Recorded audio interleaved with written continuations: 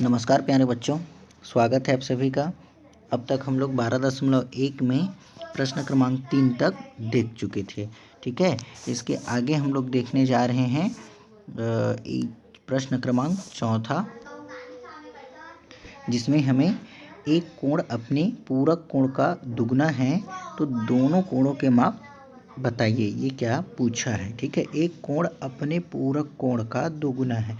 अब देखिए, हम पूरक कोण पर यदि चर्चा कर रहे थे तो आपको सबको पता होगा कि जिन दो कोणों का योग एक समकोण के बराबर, ठीक है, या फिर 90 अंश होता था तो उसको हम लोग पूरक कोण बोलते थे। जैसे हमने एक पहला कोण लिया और एक दूसरा कोण लिया तो दोनों का योग कितने, एक समकोण यानी 90 अंश के बराबर जब होता था तब हम लोग इसको पूरक कोण बोलते थे।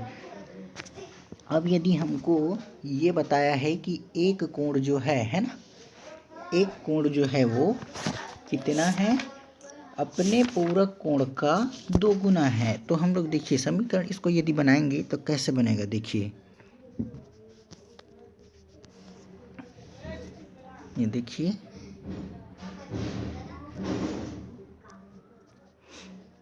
मान लेते हैं वो जो कोण है वो कोण क्या है, x है। ठीक है, तब हम लोग इसका यदि पूरक निकालते हैं तो होता क्या है, जैसे 50 अंश है ना, मान लीजिए वो कोण 50 है तो 50 का यदि हम लोग पूरक निकालना चाहेंगे तो क्या होगा, 90 ऋण 50 होगा, 90 ऋण 50 कहने का मतलब कितना आएगा, 40। यही होता था। अब यदि वो कोण क्या है, x है, समझ में आया बात। तो यदि वो कोण x है तो इसका पूरक कितना हो जाएगा, उसका पूरक जो है वो 90 ऋण x होगा। ये समझ में आया सब लोगों को।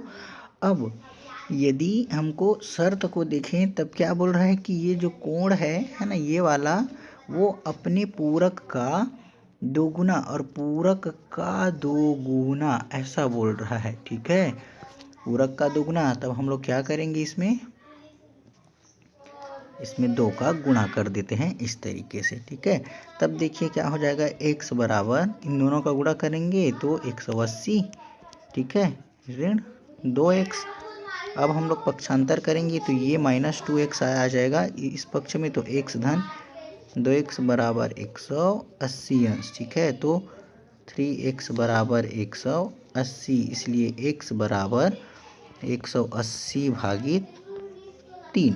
ठीक है, तो कितना आ जाएगा आंसर, 3 एकम 3 और 3 छक्के 18, 3 सौ 9 सौ, तो ये 60 अंश, 60 अंश आया हमारे पास। अब हम लोग यहाँ पर चेक कर सकते हैं, क्वेश्चन में हमें क्या बताया गया था कि ये जो मान आया है वो अपने पूरक का कितना है, दोगुना है। ठीक है, देखिए 60 का जो पूरक है वो कितना होगा, 90 ऋण 60 करेंगे तब कितना आएगा, 30, और 30 का दोगुना ही तो है 60 जो है वो, है ना।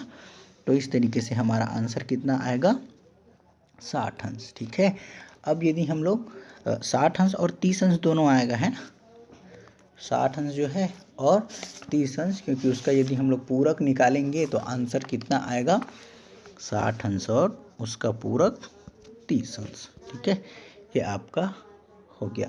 अब यदि संपूरक कोण के लिए बात करेंगे तो सेम ऐसे ही संपूरक कोण बनेगा। इसमें अंतर केवल क्या रहेगा, देखिए प्रश्न क्रमांक 5वां में क्या बोला है, एक कोण अपने संपूरक का, तो मान लेते हैं वो क्या है, x है ना, वो कोण क्या मान लेते हैं हम, x मान लेते हैं।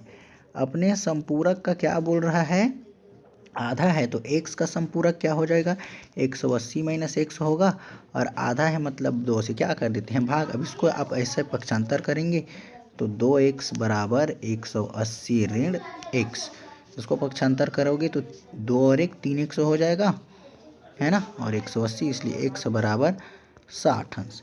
अब x बराबर यदि 60 अंश आया आंसर, है ना, ये कैसे हुआ समझ में आया ना, 180/3 इस तरीके से, तो 3 छक्के 18 और 3, है ना, और ये वाला जो था वो इस पक्ष में आके क्या हो गया, सामने में माइनस था वो प्लस, तो ये 3x हो गया। तो इस तरीके से आपका आंसर कितना आ गया, 60 अंश। ये 60 अंश का यदि आप संपूरक निकालेंगे तो क्या होगा, 180 ऋण 60, तो आंसर कितना आएगा 120, और 120 का जब आधा करोगे तो कितना आएगा 60 अंश। तो यही तो पूछा है इस प्रश्न में कि उसका एक कोण जो है वो अपने संपूरक कोण का आधा है, तो ये इसका संपूरक हो गया, और इस संपूरक का आधा करोगे तो 60 ही तो आएगा। तो इस तरीके से आपका आंसर 60 और 120 हो जाएगा। ठीक है, अब आप लोग प्रश्न क्रमांक 6 को देखिए। ठीक है, प्रश्न क्रमांक 6 में क्या बोल रहा है कि XOZ है ना, व SOY दो सरल रेखा है ना, सरल रेखा है। यदि XOI, ये देखिए आप लोगों को दिख रहा है 40 अंश हैं, तो शेष कोणों के मान ज्ञात करेंगे। अब देखिए हमको बता दिया XOY, देखिए इसको देखिए, आप देख रहे हैं जो क्वेश्चन जो दिया गया है XOY को आपको बताया गया है 40 अंश। अब याद करिए, हम आपको कल बता रहे थे ये एक सरल रेखा है सपोज, तो दूसरा सरल रेखा उसको क्या कर रहा है, काट है, तो यहाँ पर 4 कोण बन रहे हैं। ये देखिए 1 2 3 और 4। तो हम यदि यहाँ पर ध्यान देंगे ना, तो ये वाला कोण है ना, मान लेते हैं ये 1 2 3 और ये 4, तो जस्ट विपरीत दिशा में बनने वाले कोण को हम शीर्षाभिमुख कोण कहते हैं, और यही कोण जो रहते हैं वो आपस में बराबर रहते हैं। समझ में आया? कहने का मतलब ये है कि यदि ये 40 अंश का है ना, तो ये भी 40 अंश का होगा। समझ में आया? ठीक है, तो इस स्थिति में जो कोण किसका मान दिया है XOY, कहने का मतलब ये देखिए हमें दे दिया है XOY, कहने का मतलब ये है कि ये वाला मान, ये ठीक है, यही है 40 अंश। ठीक है, XOY और ये S और ये Z, तो हमको ये दे दिया, तो इसका मान कितना हो जाएगा, कहने का मतलब SOZ का मान भी 40 अंश होगा, है ना। SOZ कोण SOZ का मान भी 40। ठीक है, अब यदि आप यहाँ पर देखेंगे ना, तो एक शब्द आता है रैखिक युग्म। ठीक है,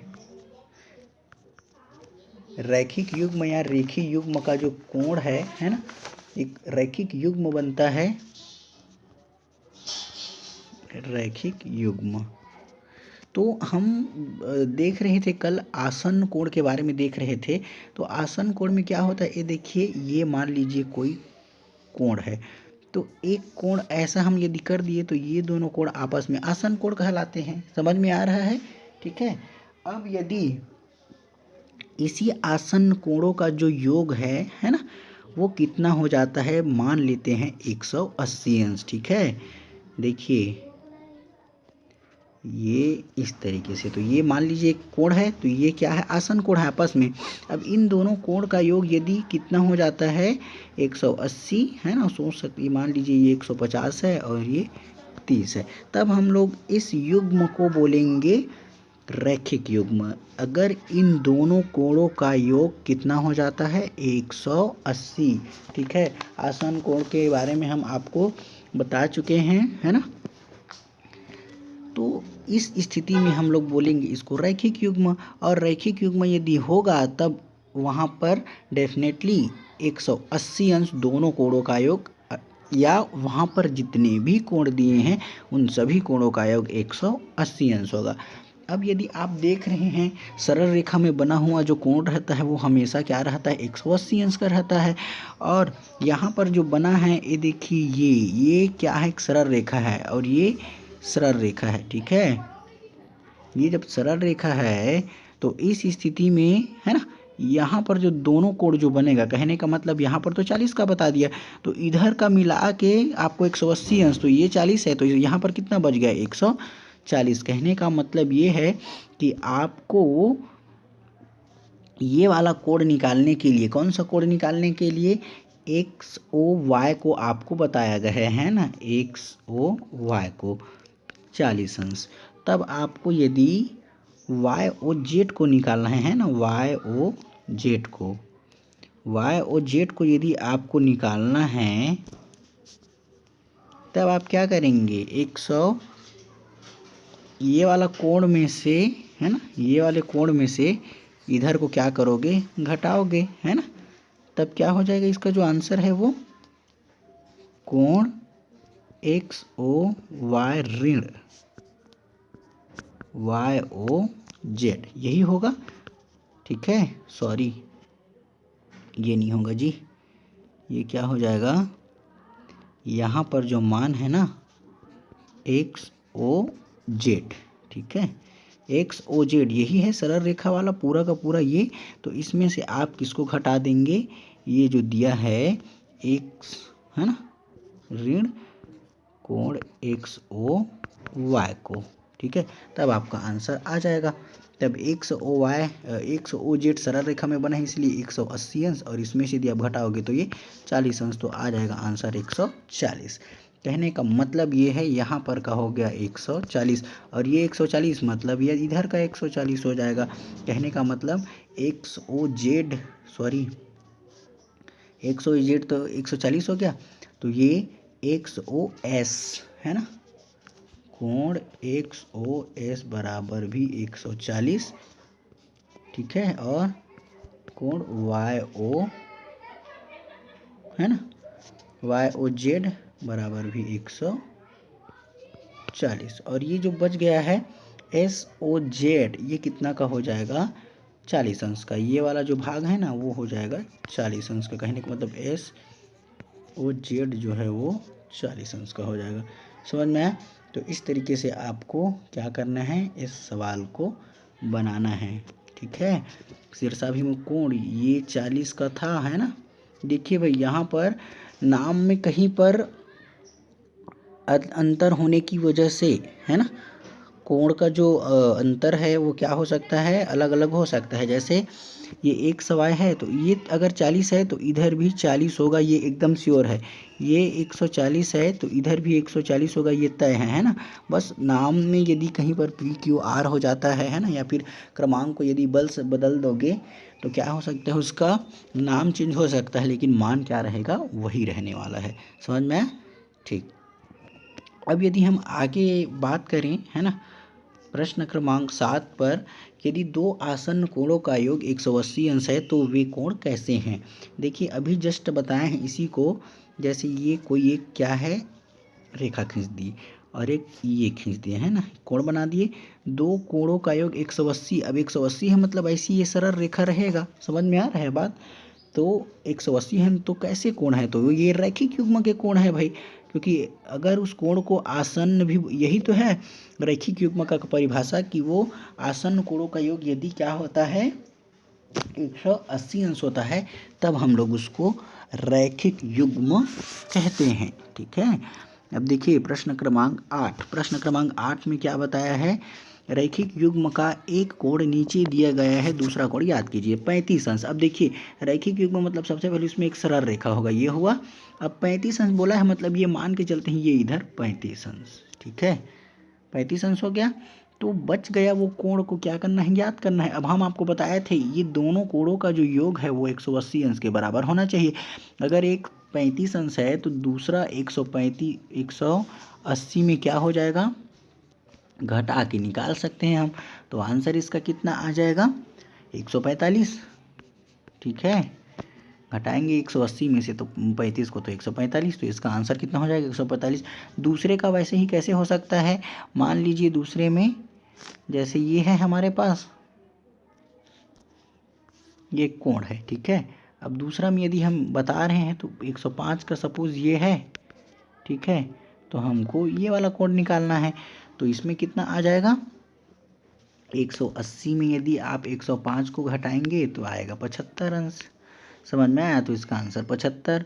वैसे ही यदि आप इसमें से 72 वाले पर बात करेंगे तो सेम वैसे ही घटाओगे आप, है ना, 72 को घटाओगे तो कितना आ जाएगा, उसका मान जो है वो 108 अंश आ जाएगा। समझ में आ रहा है ना भाई? 180 में आप यदि कितना बोला, 180 में यदि आप 72 को, तो 10 में 2 गए तो 8, ये 0 और ये 108, तो इसके लिए 108। वैसे ही इस ये 140 है उसके लिए 40, ये 125 है तो 125 के लिए कितना हो जाएगा 55 अंश, और ये 54 अंश है, तो इसमें से आप 180 अंश को जो घटाओगे और जो आंसर आएगा वो इसका क्या होगा, दूसरा कोण का मान होगा। समझ में आया।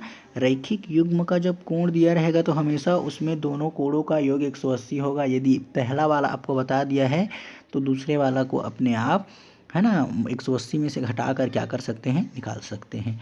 प्रश्न क्रमांक 9, ठीक है। प्रश्न क्रमांक 9 में क्या दिया गया है, नीचे दिए गए चित्रों में एक कोण का मान दिया गया है, दूसरे शीर्षाभिमुख कोण का मान ज्ञात कीजिए। देखिए दूसरे शीर्षाभिमुख कोण बोल दिया, और शीर्षाभिमुख कोण कैसे हम लोग निकालते हैं, जो सामने वाला, कहने का मतलब जो विपरीत दिशा में रहता है वही तो शीर्षाभिमुख कोण है। अब देखिए 30 जो है ना, 30, तो इसके जो ये वाला पोर्शन है ये भी 30 अंश होगा। समझ में आ रहा है आप लोगों को, तो ये 30 है ना। नीचे दिए गए चित्रों में एक कोण मान दूसरे शीर्षाभिमुख कोण का मान, तो ये 30 हो जाएगा। दूसरा ये 140 है तो ये भी 140 हो जाएगा, ठीक है। क्योंकि इसमें क्या है, मान जो रहता है ना, ये जो मान रहता है वो क्या रहता है, सामने का जो कोण रहता है वो बिल्कुल बराबर रहता है, ठीक है, शीर्षाभिमुख कोण में। तो इस तरीके से आपका 9वां और 10वां पर यदि हम लोग बात करेंगे, है ना, 10वां प्रश्न को देखेंगे। नीचे दिए गए चित्रों में एक कोण का मान दिया गया है, शेष तीनों कोणों के मान ज्ञात कीजिए। अब देखिए तीनों कोणों का मान निकालने के लिए बोला है, तो यदि हम शीर्षाभिमुख कोण की बात करें, क्योंकि देखिए जब कभी भी दो सरल रेखा एक दूसरे को आपस में काटता है तो 4 कोण बनता है, और 4 कोण में यदि आप बात करेंगे तो ये वाला कोण यदि है ना, जस्ट विपरीत दिशा वाला, 1 2 3 4, तो इसमें 1 3 आपस में बराबर रहेंगे, 2 और 4 सेम, वैसे ही यहाँ पर का कोण 150 अंश का रह जाएगा।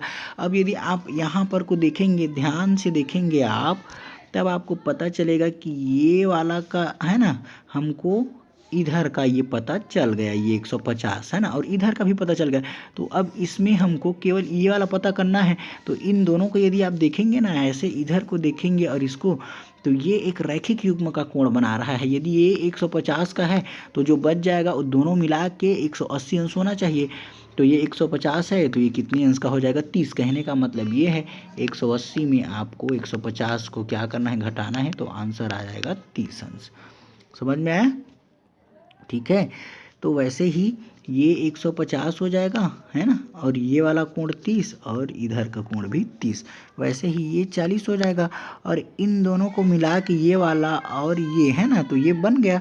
तो इसको हम लोग कैसे जानेंगे, तो इन दोनों 40 और ये वाला कोण को मिलाकर 180 अंश होना चाहिए, और हमको पता नहीं तो हम क्या करेंगे, 180 में 40 को घटा देंगे तो हमारे पास आएगा कितना, 140 अंश। तो ये आंसर कितना हो जाएगा, 140, तो इधर भी 140। समझ में आया। तो इस तरीके से प्रश्न क्रमांक 10 बन गया। और अगले क्रम में यदि हम लोग देखेंगे, नीचे दिए गए चित्रों में आसन्न कोणों में एक कोण का मान ज्ञात कीजिए। दूसरा आसन्न कोण, है ना, अच्छा दिया गया है, बोल रहा है एक कोण का मान दिया गया है, दूसरा आसन्न कोण का मान ज्ञात करना है। अब यदि आप लोग देखेंगे यहाँ पर चित्र में, तो पहला वाला जो चित्र है वो एक समकोण को बता रहा है ना, दोनों को मिलाकर 90 अंश का बनना चाहिए, ऐसा। ये देखिए जब कभी भी ऐसा पोजीशन रहता है तो वो पता चल जाता है 90 अंश का है। अब ये आपको बता दिया एक 45 अंश का है, तो दूसरा कितना होना चाहिए, 90 में 45 को माइनस कर दिए तो आंसर आ जाता है 45 अंश। तो ये वाला कोण भी कितना अंश का होगा, 45। क्योंकि देखिए यहाँ पर जो चित्र दिया है उसमें स्पष्ट तरीके से दिख रहा है कि ये जो पूरा टोटल कोण जो है वो 90 अंश को बता रहा है। तो 90 में से आप पहला वाला कोण को घटा देते हैं तो आपको दूसरा वाला मिल जाएगा। वैसे ही आप दूसरा चित्र को देखेंगे तो ये एक रैखिक युग्म का निर्माण कर रहा है, और रैखिक युग्म में दोनों कोणों का योग 180 होना चाहिए। पहला यदि आपको दे दिया तो दूसरा को आप उनमें से घटा कर निकाल सकते हैं। तो 180 में 60 करोगे तो आएगा 120 अंश। तो दूसरे का आंसर कितना होगा, 120। उसके बाद तीसरा पर यदि बात करेंगे तो बिल्कुल पहला सवाल जैसे, तीसरा में क्या हो जाएगा, ये 35 दे दिया तो इसको निकालना है, तो ये भी 90 अंश के, है ना, हिसाब से है। तो 90 ऋण 35, तो इसका आंसर आ जाएगा 55 अंश। समझ में आया बच्चों, क्योंकि आप 90 में से 35 अंश को क्या करेंगे, माइनस करेंगे, ठीक है। तो कितना आ जाएगा, 55। और अंत में जो दिया गया मान है है ना। अंत में क्या दिया गया है, ये वाला मान भी बिल्कुल रैखिक युग्म का है, ये 55 का है, तो दोनों मिला के 180 अंश होना चाहिए। रैखिक युग्म में दोनों को मिलाकर 180 अंश ही होना चाहिए रहता है ना, जो आसन कोण दिया गया है, ठीक है, उसमें 180 अंश। अब आपको बता दिया कि जो एक कोण जो है 55 अंश का है, तो दूसरा को आप क्या करेंगे, 180 में से घटा देंगे, ठीक है। तो इसका आंसर कितना हो जाएगा, 125, ठीक है। 180 में से आप 55 को घटाएंगे तो आपका आंसर कितना आएगा, 125। तो इस तरीके से ये यूनिट आपका क्या हो जाता है, कंप्लीट हो जाता है। और ये जो 12.1 प्रश्नावली है ये क्या हो गया पूरा। और अगले प्रश्नावली में हम लोग इसके अगले प्रश्नावली के बारे में पढ़ेंगे, है ना, जो भी दिया गया है, शीर्षाभिमुख कोण, समांतर रेखाएं, तिर्यक रेखाएं, इन सभी के बारे में हम लोग क्या करेंगे, पढ़ने वाले हैं 12.2 में, ठीक है। तब तक आप इन सभी को देखिए अच्छे से, जहाँ समझ में ना आए वहाँ पूछिए, ठीक है। धन्यवाद।